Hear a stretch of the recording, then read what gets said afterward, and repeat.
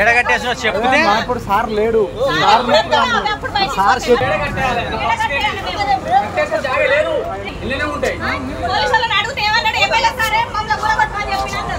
భూపాలపల్లి జిల్లాలో అధికారులు తమ పశువుల షెడ్డును అక్రమంగా కూల్చివేశారంటూ ఆగ్రహించిన ఓ దంపతులు ఎమ్మెల్యే క్యాంప్ ఆఫీస్ ఆవరణలోకి గేదెలను తోలుకొచ్చి నిరసన తెలిపారు.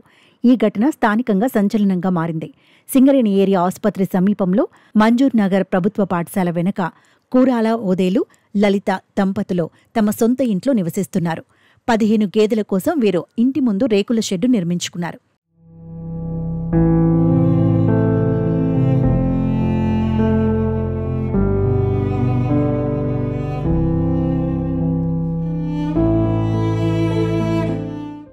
అయితే జాతీయ రహదారి నుంచి సింగరేణి ప్రహారీ వరకు సీసీ రోడ్డు నిర్మాణం కోసం ఈ షెడ్ ఉన్న భూమికి సంబంధించిన డాక్యుమెంట్లు చూపాలని మున్సిపాలిటీ అధికారులు నెల రోజుల క్రితం నోటీసు జారీ చేశారు.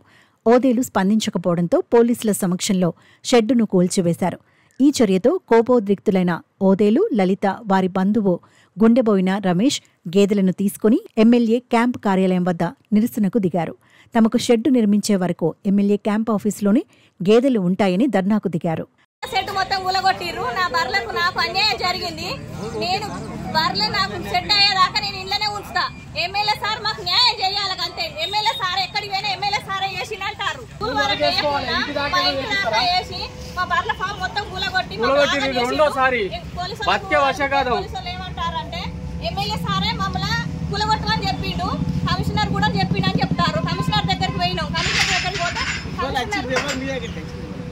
అది మన టీపీఓ మున్సిపాలిటీ నుంచి వెళ్ళి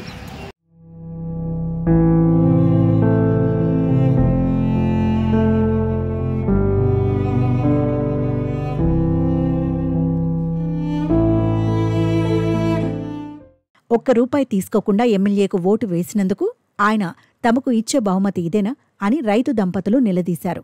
షెడ్డు నిర్మించే వరకు బళ్లను తీసుకెళ్లే ప్రసక్తే లేదని రైతులు స్పష్టం చేశారు.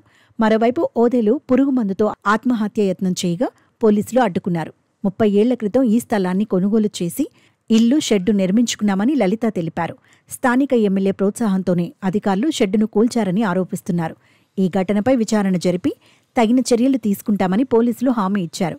ఈ గొడవ స్థానికంగా సంచలనంగా మారింది.